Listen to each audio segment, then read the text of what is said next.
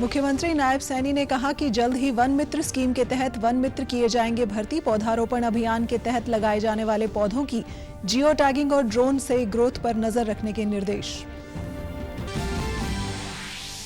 हरियाणा के मुख्यमंत्री नायब सैनी ने यमुनानगर में कार्यकर्ताओं से अगले 3 महीने में होने वाले विधानसभा चुनाव के लिए तैयार रहने का आह्वान किया। कहा कि कांग्रेस के झूठ का करेंगे पर्दाफाश।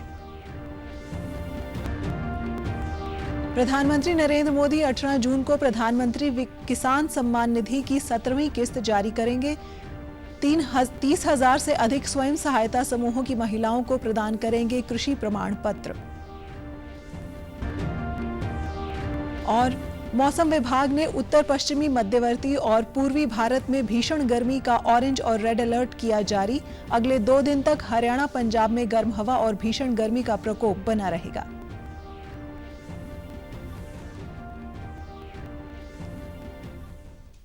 नमस्कार, मैं निधि मुंजाल। अब समाचार विस्तार से। मुख्यमंत्री नायब सिंह सैनी ने बताया कि जल्द ही वन मित्र स्कीम के तहत वन मित्रों की भर्ती की जाएगी, जिन्हें पौधों की देखभाल करने के लिए मानदेय दिया जाएगा। मुख्यमंत्री ने आज चंडीगढ़ में वन एवं वन्य जीव विभाग की समीक्षा बैठक की अध्यक्षता की। इस दौरान उन्होंने अधिकारियों को वन विभाग द्वारा वन क्षेत्र में पहले से लगे हुए तथा हर वर्ष पौधारोपण अभियान के तहत लगाए जाने वाले पौधों की ड्रोन से नियमित मैपिंग के निर्देश दिए। उन्होंने कहा कि इन पौधों की जियो टैगिंग की जाए तथा ड्रोन की मदद से 5 साल तक उसकी ग्रोथ पर नजर रखी जाए। मुख्यमंत्री ने कहा कि वन क्षेत्र से अवैध कटाई को कतई सहन नहीं किया जाएगा। अगर इसमें किसी भी कर्मचारी की सहभागिता पाई गई तो उसके खिलाफ कार्रवाई की जाएगी। जंगलों में होने वाली आगजनी की घटनाओं पर चिंता जाहिर करते हुए मुख्यमंत्री ने कहा कि वन भूमि पर आग बुझाने में देरी होने पर फॉरेस्ट गार्ड से लेकर उच्च अधिकारी तक की जिम्मेदारी तय की जाएगी और जिला स्तर तक के अधिकारियों पर कार्रवाई होगी। मुख्यमंत्री ने इस मौके पर प्राणवायु देवता स्कीम के ब्रोशर का भी विमोचन किया। 75 वर्ष से अधिक उम्र के स्वस्थ पेड़ों की देखभाल करने वालों को राज्य सरकार द्वारा प्राणवायु देवता स्कीम के तहत 2,750 रुपए प्रतिवर्ष पेंशन देने की योजना चलाई गई है। इस योजना के तहत अभी तक 3,829 पौधों की पहचान की गई है। इस वर्ष 150 करोड़ रुपए का बजट पौधारोपण के लिए आवंटित किया गया है, जबकि हर्बल पार्क के लिए 10 करोड़ खर्चे जाएंगे। मुख्यमंत्री ने अधिकारियों को निर्देश दिए कि कलेसर, सुल्तानपुर जैसे नेशनल पार्क और अन्य गहरे जंगलों में नहरों या ट्यूबवेलों से पानी पहुंचाने की व्यवस्था की जाए, ताकि ज्यादा गर्मी में वन्य जीवों के लिए ये पानी पीने के काम आ सके और इससे आगजनी की घटना होने पर आग बुझाने में सहयोग मिल सके। बैठक में पर्यावरण, वन एवं वन्यजीव राज्य मंत्री संजय सिंह, पर्यावरण, वन एवं वन्यजीव विभाग के अतिरिक्त मुख्य सचिव आनंद मोहन शरण तथा अन्य वरिष्ठ अधिकारी उपस्थित थे। हरियाणा के मुख्यमंत्री नायब सैनी ने कल यमुनानगर पहुंचकर कार्यकर्ताओं से आह्वान किया कि वे अगले 3 महीने में होने वाले विधानसभा चुनाव के लिए तैयार रहें। उन्होंने कहा कि कांग्रेस के पास सिर्फ झूठ है, वे भ्रम की स्थिति पैदा कर सकते हैं। उन्होंने कहा कि हमें कांग्रेस का पर्दाफाश करना है, इसलिए अभी से इस काम में जुट जाएं। उन्होंने पूर्व मुख्यमंत्री भूपेंद्र सिंह हुड्डा को चुनौती देते हुए कहा कि वे अपने कार्यकाल के 10 वर्षों के दौरान हरियाणा के बेरोजगारों को कितनी नौकरियां दी, इस पर श्वेत पत्र जारी करें। मुख्यमंत्री ने कहा कि हमारी सरकार ने 9.5 साल में कांग्रेस से ज्यादा नौकरियां दी। राज्य के गरीबों को बिना खर्ची, बिना पर्ची नौकरियां मिली। वो ये बताए श्वेत पत्र जारी करके हरियाणा के कितने युवाओं को उन्होंने रोजगार दिया है। 10 साल सरकार में रहे हैं, किस आधार के ऊपर दिया है? कोर्ट ने उनको किस प्रकार की दिक्कतें युवाओं को आई? जो 5 साल नौकरी में रह गया उसको बाहर कर दिया और क्या भ्रष्टाचार के ऊपर नौकरियां दी। ये हरियाणा का एक एक युवा जो नौकरी लगा है वो बोलता है, परंतु हमारी सरकार ने कांग्रेस से ज्यादा रोजगार दिया है, अभी और भी देने का काम करेंगे। कांग्रेस के पास बोलने के लिए कुछ नहीं है। कांग्रेस की दुकान में झूठ का सामान भरा पड़ा है और वो एक से एक झूठ बोल करके लोगों में भ्रम की स्थिति पैदा करते हैं। अब उनके चेहरे का नकाब जनता के बीच में जाकर के उतारना है, आगे ये झूठ ना बोल सके।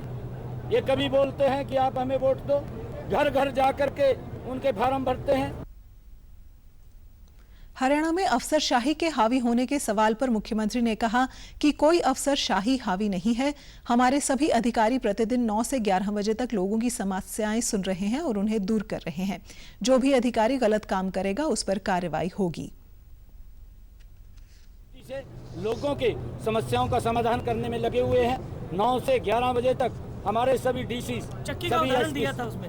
नहीं, अगर कोई गलत काम करता है, कोई भ्रष्टाचार में फंस जाता है, मैंने कहा है ना कि पहले तो कटारिया जी एक बात बोलते थे कि भारतीय जनता पार्टी की चक्की है, पीसती तो है परंतु धीरे धीरे करके बहुत बारीक पीसती है, परंतु हमारी चक्की तो तुरंत काम करती है। मैंने कहा भी अगर कोई इस प्रकार का भ्रष्टाचार में लिप्त पाया जाएगा या कहीं किसी के कारण पब्लिक को कोई दिक्कत आई होगी तो उसके खिलाफ तुरंत कार्रवाई। कृषि मंत्री कंवरपाल ने कहा कि पिछले 9.5 वर्षों में बीजेपी सरकार ने सभी कार्य किए हैं।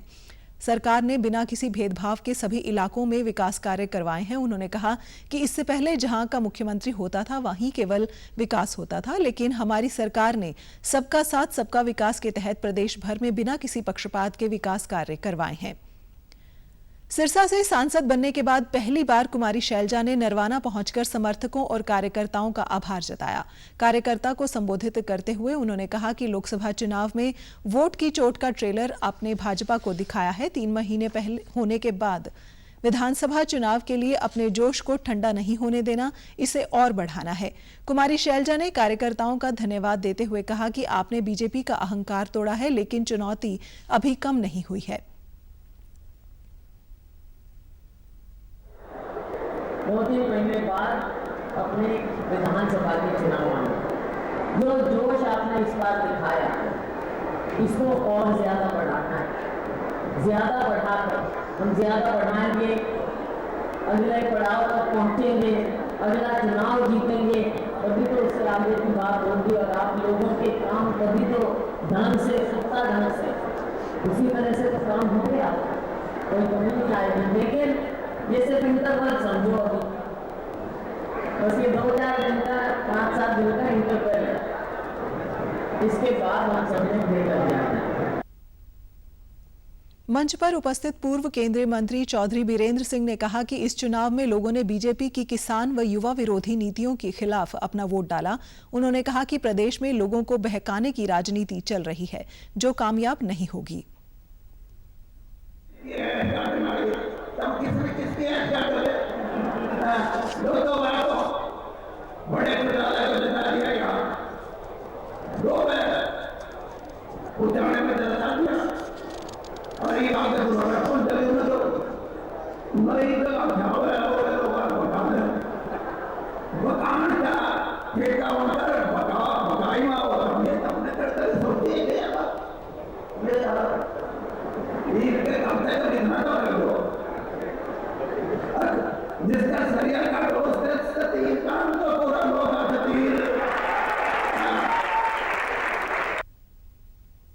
इस अवसर पर मौजूद रहे राज्यसभा सांसद रणदीप सुरजेवाला ने कहा कि 90 दिन के बाद एक बड़ी राजनीतिक लड़ाई हरियाणा में जिताकर आप नया सूर्य उदय कर सकते हैं। इस प्रदेश के लिए एक नया रास्ता भी बना सकते हैं।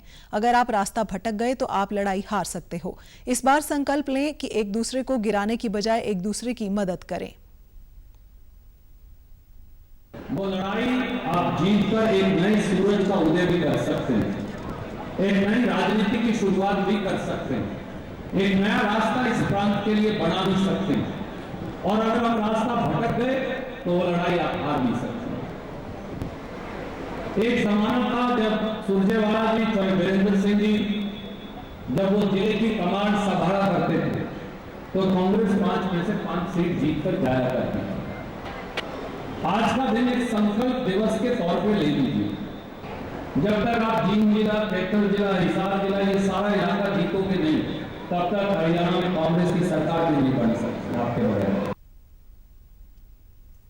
सोनीपत लोकसभा से कांग्रेस पार्टी के सांसद सतपाल ब्रह्मचारी ने कहा कि ये लोकसभा चुनाव प्रदेश के पूर्व मुख्यमंत्री भूपेंद्र सिंह हुड्डा की अगुवाई में लड़ा गया और हमारी विजय हुई। वे कल देर शाम सांसद बनने के पश्चात जींद पहुंचे। उन्होंने 22 जून के जिला मुख्यालय पर प्रस्तावित कार्यकर्ता सम्मेलन की सफलता के लिए नेताओं की एक आवश्यक बैठक भी ली और कार्यक्रम की सफलता के लिए आवश्यक दिशा निर्देश भी दिए। उन्होंने कहा कि उनकी विजय क्षेत्र के मतदाताओं और कार्यकर्ताओं की जीत है, जिन्होंने उनका साथ दिया। सांसद ने कहा कि प्रदेश में 2 लाख रिक्त पद हैं, जबकि केंद्र में 30 लाख पद रिक्त पड़े हैं, जिन पर नियुक्ति होनी है। अगर प्रदेश में कांग्रेस की सरकार बनेगी तो 2 लाख युवाओं को रोजगार दिया जाएगा।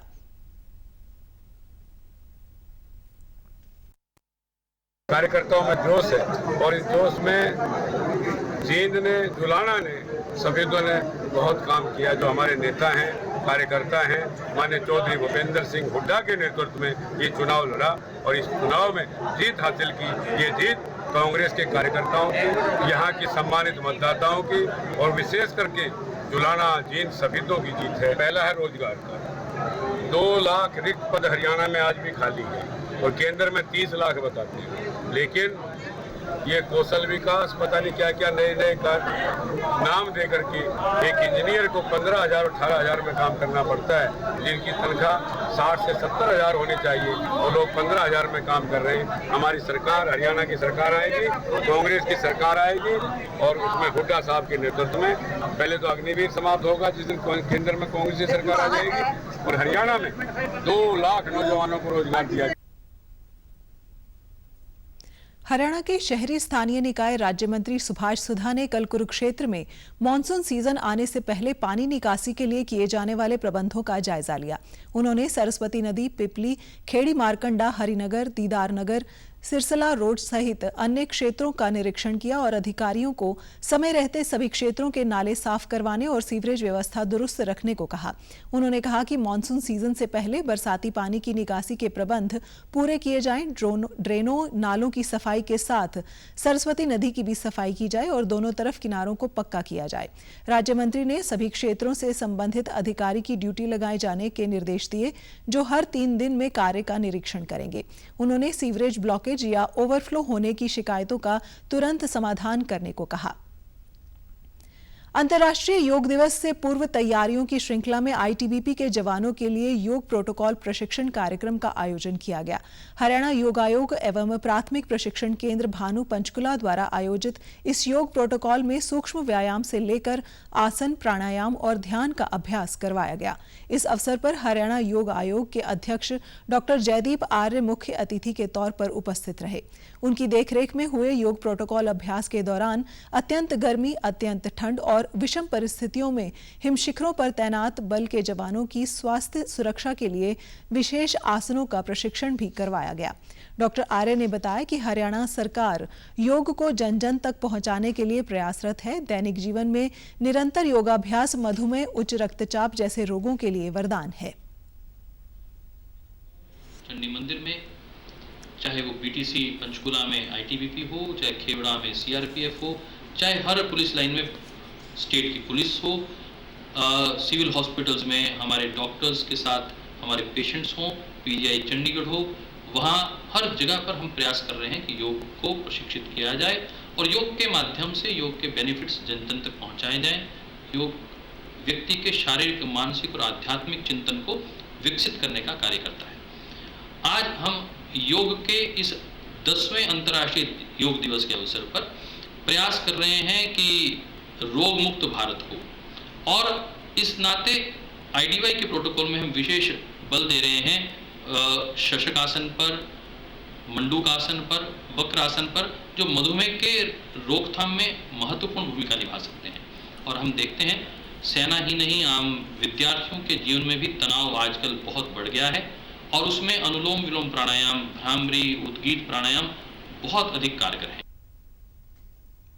प्राथमिक प्रशिक्षण केंद्र के महानिरीक्षक एपीएस निम्बाडिया के मार्गदर्शन में कार्यक्रम के दौरान आईटीबीपी की केंद्र योगासन टीम द्वारा योगासन की अद्भुत प्रस्तुति दी गई। हरियाणा योग आयोग की ओर से 100 कॉटन खादी योग मैट भेंट करते हुए पर्यावरण संरक्षण का संदेश भी दिया गया। गंगा दशहरा के अवसर पर आज हजारों की संख्या में श्रद्धालुओं ने इंद्री हलके के साथ बहती यमुना नदी में स्नान करके अपनी मनोकामना संपूर्ण करने की मन्नत मांगी। इंद्री क्षेत्र में यमुना नदी के घाटों पर सुबह से ही लोगों की भीड़ उमड़ पड़ी। सबसे ज्यादा संख्या नाबियाबाद गुरुद्वारा के पास बने घाट पर देखने को मिली। ये एक ऐतिहासिक व चमत्कारी गुरुद्वारा बताया जाता है। श्रद्धालुओं का कहना है कि जब यमुना नदी में बाढ़ आती है तो उस समय भी इस गुरुद्वारे में बाढ़ का पानी नहीं आता, जबकि यमुना नदी गुरुद्वारे से से मात्र 100 गज की दूरी पर है। यहाँ से यमुना नदी का पानी भी शांत होकर गुजरता है। श्रद्धालुगण का कहना है कि लोगों की आस्था यमुना नदी से जुड़ी है। दशहरे के दिन लोग अपनी आस्था जताते हुए यहाँ पर स्नान करते हैं। ज्येष्ठ शुक्ल पक्ष की दशमी को हस्त नक्षत्र में मां गंगा का धरती पर अवतरण हुआ था। इसी दिन राजा भगीरथ उन्हें धरती पर लाए थे और इसी दिन को गंगा दशहरे के नाम से जाना जाने लगा। श्रद्धालुओं ने स्नान करने के बाद पूजा अर्चना करने के बाद प्रसाद का वितरण भी किया, दान पुण्य किया। वहीं पर गुरुद्वारा में सुबह से लंगर शुरू कर दिया गया। मनाया जा रहा है बड़ी धूमधाम से और यहाँ बड़ी मनोकामना लेके आते हैं गंगा जमुना माता पे और गंगा मैया अब मनोकामना भी पूरी करती है। और आज के दिन बहुत ही खुशी का दिन है और अपन बच्चे भी आ रहे हैं और अपना सारा बड़ी खुशी से मना रहे हैं। आज गंगा का माता का दिन है जी, सुबह हुआ बहुत अच्छा लगा जी। मानना माता का प्रसाद बंटा ना का जा जी, यहाँ से माता रानी सब पर कृपा करा, इसकी बहुत मेहरबानी हुआ माता रानी की जी। इससे सब काम बढ़िया हुआ, अच्छे हुआ। हमें बहुत अच्छा लग रहा है जी। गंगा जी के दर्शन और गंगा जी में स्नान हमने बहुत बार किया था, लेकिन यमुना जी में हमने पहली बार किया और हम पूरे तरह हम आनंदित हो गए। मैं तो कहती जो नहीं आए वो भी जरूर आना है। जो स्नान करके संगत यहाँ से आते हैं और यहाँ से लंगर पानी छक के मत्था टेक के फिर अपने जाते हैं यहाँ से। और आए साल की तरह, ये कोई पहला काम नहीं है, आए साल की तरह कम से कम जिसमें हमारा राशन 5 से 6 क्विंटल चावल लगते हैं और 3 क्विंटल 4 क्विंटल के आटा लगता है, 1.5-2 क्विंटल दाल, कड़ी, सब कुछ तैयारी की हुई है हमने। कम से कम मेरे ख्याल सुबह से 5 बजे से लेके ये 7-8 बजे तक चलता लंगर। देश भर में सोमवार को ईद उल अजहा बकरीद का पर्व धूमधाम से मनाया जाएगा। इस पर्व को धूमधाम से मनाने के लिए मुस्लिम समाज ने अभी से तैयारी शुरू कर दी है। भीषण गर्मी के बावजूद भी बाजारों में ग्राहकों की भीड़ लगी है। लोग खाने पीने के व्यंजनों से लेकर कपड़े, जूते और अन्य सामान खरीद रहे हैं। आपको बता दें कि ईद उल अजहा का पर्व 3 दिन तक मनाया जाता है। इसकी शुरुआत 17 जून से होगी। मुस्लिम समाज के लोग कुर्बानी कर इस पर्व को अमन व शांति के साथ हर साल मनाते आए हैं। इस बार भी त्योहार को अमन व शांति के साथ मनाने की पूरी तैयारी है।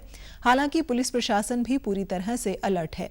पुलिस अधीक्षक नरेंद्र सिंह बिजारनिया ने 2 दिन पहले ही पीस कमेटी के सदस्यों की बैठक लेकर आपसी सौहार्द के साथ ईद उल अजहा को मनाने की अपील की। साथ ही उन्होंने कहा कि प्रतिबंधित पशु को किसी भी सूरत में कुर्बानी बर्दाश्त नहीं की जाएगी और साथ ही सोशल मीडिया पर कुर्बानी के समय का कोई वीडियो वायरल ना करें।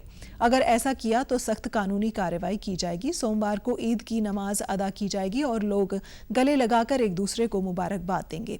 बाजार में खरीदारों के आने से रौनक बनी हुई है और दुकानदार भी खुश हैं।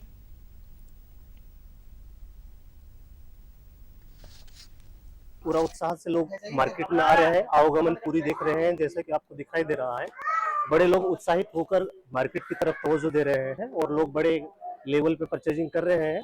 कंपेयर टू ईद जो हमारी होती है, उसके मीठी जो ईद होती है उसके कंपेयर में तो थोड़ा डाउन होता है, बट ऐसा नहीं है कि डाउन रहेगा। बहुत अच्छा है मार्केट में, आज के दिन पूरा रश है, लोग पूरी परचेजिंग कर रहे हैं, पूरी सेल्स कर रहे हैं और देख सकते हैं पूरी दुकान में आप लोगों का पूरा उत्साहित है। देखो महंगाई तो मार्केट में देखो आप भी समझ रहे हो, वो जनरली है ही है। अब उस चीज को ऐसे मौकों पे नहीं देखा जाता, जो अपना त्योहार होता है उसमें चाहे महंगा हो सस्ता हो, लेकिन लोगों को करना पड़ता है कंप्रोमाइज। सारे मेवात क्षेत्र में बहुत शांतिपूर्वक ईद की तैयारी चल रही है और बाजारों में बहुत भीड़ का माहौल बना हुआ है। वैसे तो क्योंकि कल का त्योहार है और मैं सारे मेवात वासियों से भी अपील करता हूं कि अपने ईद की नमाज की तैयारी करें और प्यार से ईद मनाएं। सबसे पहले तो मैं सभी अपने प्रदेश वासियों को और मेवात वासियों को ईद उल जुहा की दिल की गहराइयों से मुबारकबाद देता हूं। मेवात क्षेत्र में भाईचारा, अमन, शांति बनाए रखने की अपील करते हैं। किसी भी प्रकार का कोई मेवात में सांप्रदायिक मामला ना सामने आए। हमारे माननीय एसपी साहब महोदय ने अभी हमारे यहाँ मीटिंग ली थी, उन्होंने भी दिशा निर्देश दिए थे कि मेवात में अमन शांति से त्योहार मनाया जाए और जनता में भी बहुत प्यार है। हमारे यहाँ अमन शांति त्योहार मनाया जाएगा, किसी भी प्रकार का यहाँ कोई भेदभाव नहीं होगा और मेवात क्षेत्र में बड़ा माहौल है। हमारा त्योहार है, साल भर का हमारा त्योहार आता है, बड़ा खुशी के साथ मनाया जाता है। प्रधानमंत्री नरेंद्र मोदी 18 जून को वाराणसी से पीएम किसान सम्मान निधि योजना के अंतर्गत करीब 20,000 करोड़ रुपए की 17वीं किस्त जारी करेंगे। केंद्रीय ग्रामीण विकास व कृषि और किसान कल्याण मंत्री शिवराज सिंह चौहान ने नई दिल्ली में पत्रकारों से बात करते हुए कहा कि प्रधानमंत्री 18 जून को वाराणसी दौरे के दौरान 30,000 से अधिक कृषि को सर्टिफिकेट प्रदान करेंगे, जिनकी ओर से स्वयं सहायता समूह चलाए जा रहे हैं। भारतीय जनता पार्टी की एनडीए की सरकार किसान कल्याण के लिए कटिबद्ध है, प्रतिबद्ध है। और प्रधानमंत्री जी ने अगर पहली फाइल पे साइन किया तो किसान के खाते में, और किसान भी 9 करोड़ 3 लाख किसानों के खाते में लगभग 20,000 करोड़ रुपए की राशि डाली जाएगी। ये 17वीं किस्त होगी। कृषि भारतीय अर्थव्यवस्था की रीढ़ है और किसान उसकी आत्मा। किसान का कल्याण हमारी केवल प्राथमिकता नहीं है, किसान हमारे लिए भगवान है और किसान की सेवा भगवान की पूजा है। और प्रधानमंत्री जी 18 तारीख को इसी महीने काशी से इस कार्यक्रम को कर रहे हैं, जहां किसान सम्मेलन में किसानों के खाते में राशि अंतरित की जाएगी। कार्यक्रम तो काशी में है, लेकिन केवल काशी में नहीं होगा, सभी कृषि विज्ञान केंद्रों में। गौरतलब है कि प्रधानमंत्री नरेंद्र मोदी ने अपने तीसरे कार्यकाल की शुरुआत में सबसे पहले पीएम किसान सम्मान निधि की 17वीं किस्त जारी करने को मंजूरी दी थी। शिक्षा मंत्री धर्मेंद्र प्रधान ने नीट परीक्षा में पाई गई विसंगतियों को लेकर दूरदर्शन के साथ बातचीत में कहा कि सरकार इसके सुधार में लगी है। ये पूरा मामला सर्वोच्च न्यायालय की निगरानी में है। सरकार बच्चों का भविष्य सुरक्षित रखने के लिए प्रतिबद्ध है। दोषियों पर कड़ी कार्रवाई की जाएगी। नीट एग्जामिनेशन में कुछ विसंगतियां कुछ जगह की, स्पेसिफिक जगह की ध्यान में आई है। सरकार उसकी सुधार के काम पे लगी है। जहां जहां इस प्रकार की गड़बड़ियों की सूचना पुख्ता जानकारी के साथ अभी मिल रहा है, उस पर स्पेसिफिक कार्रवाई भी कोर्ट की संज्ञान में रखते हुए सुप्रीम कोर्ट ने सारा विषय को एक नज़र रखी है। कोर्ट की निगरानी में सारा विषय को किया जा रहा है। नीट जैसे महत्वपूर्ण परीक्षा 100% पारदर्शी हो, ये हम उसके लिए कमिटेड है, सरकार उसके लिए प्रतिबद्ध है। उसमें जो भी गड़बड़ी में दोषी पाए जाएंगे, वो एनटीए भी हो तो भी उसको बख्शा नहीं जाएगा। उस पर कड़ी से कड़ी कार्रवाई की जाएगी, शीघ्र ही की जाएगी। मैं स्टूडेंट्स को आश्वस्त करना चाहता हूँ, फिर एक बार कहना चाहता हूँ, ये सारा विषय कोर्ट की नज़र में है। सुप्रीम कोर्ट खुद उसको एक प्रकार से नज़र रखी हुई है। कुछ भी चीज़ गड़बड़ी हम होने नहीं देंगे।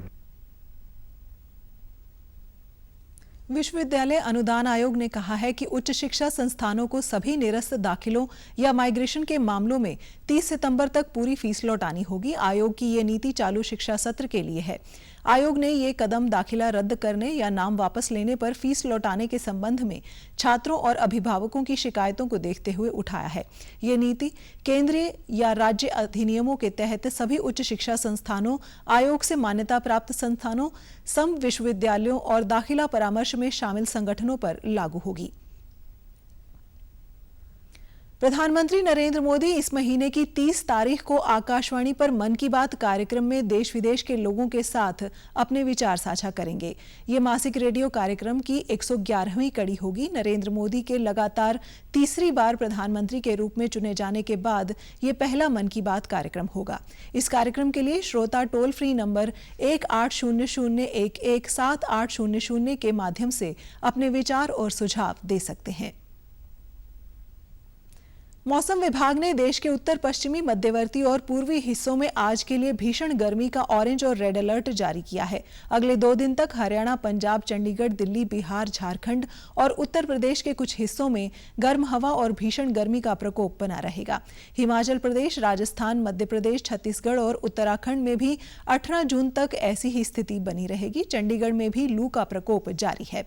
इस बीच हरियाणा के नूंह में कल अधिकतम तापमान 46.5 डिग्री दर्ज किया गया। फरीदाबाद में भी तापमान 46 डिग्री से अधिक रहा। रोहतक, सिरसा, हिसार, सोनीपत में तापमान 45 डिग्री से ऊपर रहा।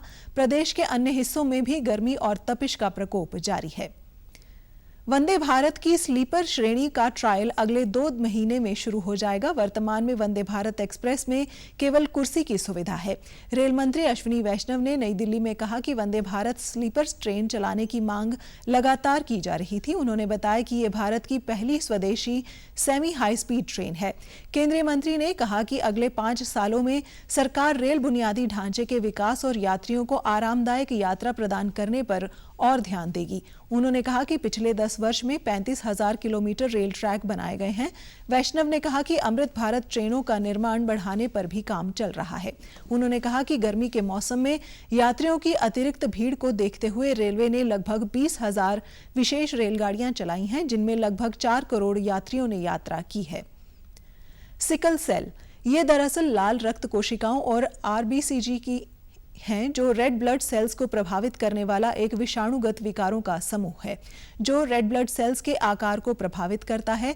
आरबीसीजी आमतौर पर गोल और लचीली होती है और जो रक्त वाहिकाएं हैं और आसानी से आगे बढ़ती है।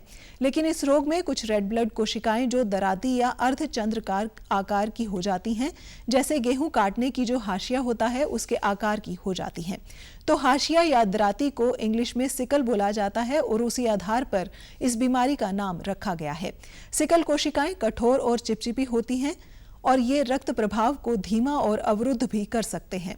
इस बीमारी को इस तरह से आप समझ सकते हैं। तो इस असामान्य दराती के आकार की कोशिकाओं के कारण ही इस बीमारी का नाम सिकल सेल रोग पड़ा है। तो क्यों और कैसे होता है, क्या है इसके लक्षण, उपचार और प्रबंधन क्या है, इस रोग को लेकर जागरूकता क्यों जरूरी है, हम क्यों बार बार कह रहे हैं। अगर हम हीमोग्लोबिन की बात करें तो हीमोग्लोबिन हमारे पास अल्फा और बीटा चेन से जुड़कर बनता है, ठीक है। तो जो बीटा चेन है ये इसके एक पॉइंट पे बीटा 6 छठी पोजीशन पर एक अमीनो एसिड चेंज हो जाता है, बस ग्लूटामिक एसिड वैलिन में चेंज हो जाता है। तो ये छोटी सी चेंज लेकिन इतनी महत्वपूर्ण है कि इसके कारण हमारे पूरे हीमोग्लोबिन की सॉल्युबिलिटी, जिसे कहते हैं घुलने की कैपेबिलिटी, कम हो जाती है। तो ये क्या है, एक दूसरे से चिपकने लग जाते हैं, जैसे आपने बहुत अच्छा स्टार्टिंग में बताया। तो एक दूसरे के साथ चिपकने लग जाते हैं। तो अब इससे 2 तकलीफें होती हैं। एक तो क्योंकि ये चिपक रहे हैं तो इसीलिए ये छोटी छोटी हमारी वेसल्स के अंदर जाके ब्लॉकिंग कर देते हैं। दूसरा, क्योंकि हमारी बॉडी के अंदर एक पावर है कि अगर कुछ भी चीज खराब है तो उसको हमारी बॉडी क्लियर कर देती है। तो ये जो लाल रक्त कोशिकाएं हैं जिनका नॉर्मल हम बोले कि कितने साल तक जीता है एक रेड सेल, वो 120 दिन तक रहता है। स्पेशली हमको बच्चे को देखना है जब भी बुखार लेके आते हैं, बुखार के साथ तुरंत ही हम सक्रिय हो जाना चाहिए। पेरेंट्स को हमको एजुकेशन देना चाहिए बुखार के टाइम में और पेन क्राइसिस के टाइम में। हाइड्रेशन ठीक रहना चाहिए। हाइड्रेशन ठीक रहेंगे तो जहाँ पे भी कोई ब्लॉकेज हो तो ब्लॉकेज खोलने का उम्मीद है और जल्दी पेन भी ठीक हो जाएंगे। ऊपर से क्या होती है, ऑक्सीजन भी ज़रूरत पड़ सकते हैं, इसलिए तुरंत आसपास कोई भी हॉस्पिटल फैसिलिटी है उसमें ले जाना चाहिए। डॉक्टर की परामर्श लेना चाहिए जी। बुखार होने से पैरासीटामोल देना चाहिए और पेन बहुत ज़्यादा होगा तो पेन का ये रिलीफ नहीं होगा तो पैरासीटामोल से ऊपर भी जा सकते हैं, जैसे ओपियोइड वाला, मॉर्फिन वाला।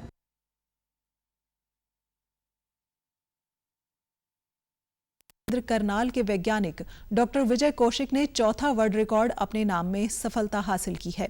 कृषि विज्ञान केंद्र उचानी के वैज्ञानिक डॉक्टर विजय कौशिक ने स्मार्ट एंड इकोनॉमिकल फार्मिंग की रचना कर अपना चौथा विश्व रिकॉर्ड बनाया।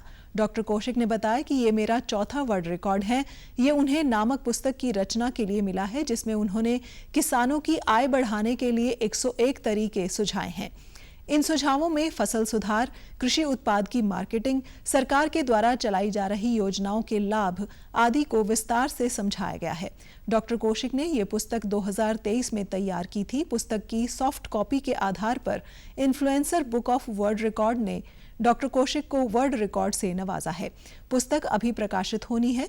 उन्होंने कहा कि वे आगे भी इस तरह के पुस्तक लिखते रहेंगे। डॉक्टर विजय के बेटे ऋदुल कौशिक और सुषमा कौशिक ने कहा कि उन्हें वर्ल्ड रिकॉर्ड बनाते देखकर काफी गर्व महसूस होता है। उम्मीद है कि वे आगे भी इसी प्रकार की कृषि की सेवा करते रहेंगे। सुषमा कौशिक ने बताया कि उन्हें शुरुआत से ही लिखने का शौक है और हमेशा किसानों के हित में सोचते हैं। वो लिखने का शौक जो है ना बड़ा पुराना रहा है, और ये जो मेरा जो चौथा जो विश्व रिकॉर्ड बना है, ये चौथा विश्व रिकॉर्ड मैंने एक पुस्तक बनाई है जिसका नाम जो है ना स्मार्ट एंड इकोनॉमिकल फार्मिंग है, और उसके अंदर मैंने 101 सुझाव दिए हैं किसान भाइयों के लिए कि वो उनको अडॉप्ट करके अपनी जो इनकम जो है ना वो बढ़ा सकते हैं। जिस प्रकार सरकार का जोर है कि भाई फार्मर की इनकम को हमने डबल करना है, तो उसी परिप्रेक्ष्य में मैंने ये इस पुस्तक की रचना की है। उसके अंदर जो ना वो 1, 2 या जितने भी तरीके उसमें से अपना करके फार्मर जो है अपनी इनकम बढ़ा सकता है। तो ये जो ना इस बुक की जो सॉफ्ट कॉपी है उसको मैंने जो ना इन्फ्लुएंसर ये वर्ल्ड बुक ऑफ रिकॉर्ड है इसके अंदर भेजा था, तो उसमें वो अप्रूवल हो गई है और ये मेरा वर्ल्ड रिकॉर्ड जो है ना वो मुझे मिल चुका है। किसान भाई पढ़े, किसान भाइयों को जैसे इसके अंदर हरियाणा और भारत सरकार की जो स्कीमें, चाहे वो फसल सिंचाई की स्कीम है, चाहे वो सम्मान निधि की है, वो मैंने सभी की सभी इस पुस्तक में डाल दी। समाचारों में आज इतना ही। नमस्कार।